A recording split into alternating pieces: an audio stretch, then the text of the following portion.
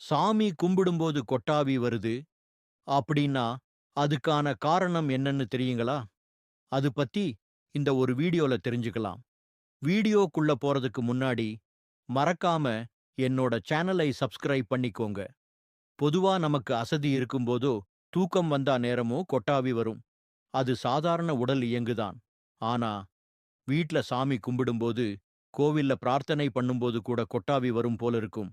அதுக்கு பலர் சொல்றது என்னன்னா, நாம் மனதார சாமியை கும்பிடும்போது நம்ம உடம்புலவும் மனசுலவும் இருந்திருந்த சின்ன சின்ன எதிர்மறை எனர்ஜி அப்படின்னா நெகட்டிவ் வைப்ரேஷன்ஸ் எல்லாமே வெளியேறுதுன்னு. அந்த நெகட்டிவ் எனர்ஜி வெளியேறதுக்கு தான் கொட்டாவி வரும். இது ஒரு பியூரிஃபிகேஷன் மாதிரி. சிலர் இத திருஷ்டி நீங்கிற சிக்னல்னு கூட சொல்லுவாங்க. நமக்குள்ள இருந்த சோர்வு, மன அழுத்தம், திருஷ்டி இது எல்லாமே போயிட்டு இருக்குது என்பதுக்கு இது ஒரு அறிகுறியா கருதப்படுது. அது நம்பிக்கை விஷயம்தான்.